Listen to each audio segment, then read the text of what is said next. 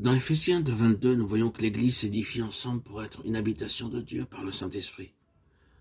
C'est pourquoi nous croyons que lorsque toute l'Église se rassemble, c'est pour servir d'habitation à Dieu. Une des caractéristiques de l'habitation de Dieu, c'est la manifestation de la lumière de Dieu.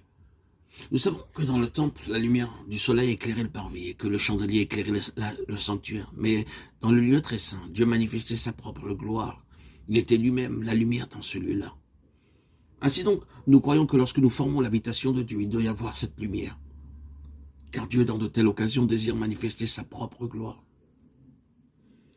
Quand les conditions de nos rassemblements sont normales et conformes à la parole de Dieu, nous pouvons nous attendre au Seigneur afin qu'il fasse briller sa face et qu'il nous parle.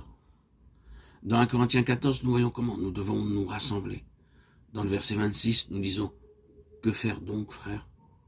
Lorsque vous vous assemblez les uns ou les autres, ont-ils un cantique, une instruction, une révélation, une langue, une interprétation, que tout se fasse pour l'édification ?» Cela signifie que lors des réunions, quelqu'un peut avoir un cantique, quelqu'un peut avoir une révélation, quelqu'un peut avoir des paroles d'encouragement, quelqu'un peut parler en une autre langue, et quelqu'un peut en avoir l'interprétation. Tous puisent dans ce qu'ils ont pour édifier l'Église. C'est pourquoi nous devons comprendre clairement devant Dieu ce que signifie la conduite du Saint-Esprit. L'Esprit ne conduira pas ceux qui n'ont pas de parole, ceux qui n'ont pas de cantique, pas d'exhortation, ou ceux qui n'ont pas de révélation, ou qui ne peuvent pas interpréter les langues. Le Saint-Esprit ne fait rien de manière désordonnée. L'abondance de biens lors des réunions ne se manifeste pas au moment de la réunion, mais plutôt dans nos propres maisons. Ce que j'ai lorsque je suis chez moi, je l'aurai aussi lors des réunions. A contrario, ce que je n'ai pas lorsque je suis à la maison, je ne l'aurai pas non plus au moment de la réunion. En parlant de ce que j'ai, je ne fais pas ici allusion aux produits de pensée personnelle ni de certaines impulsions d'ordre émotionnel. C'est ce que nous recevons quotidiennement lorsque nous sommes devant Dieu et qui est constitué en nous, en esprit.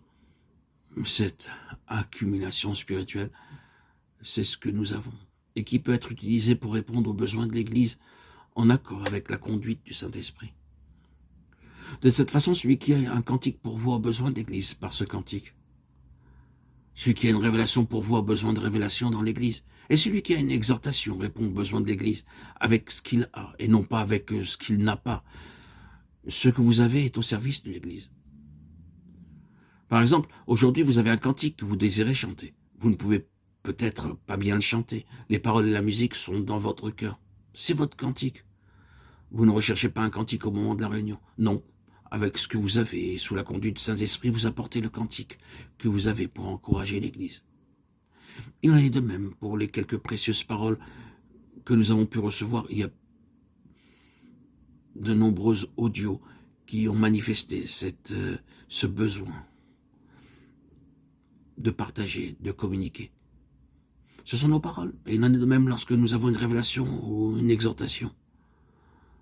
Frères et sœurs bien-aimés en Christ, vous devez répondre aux besoins uniquement avec ce que vous avez.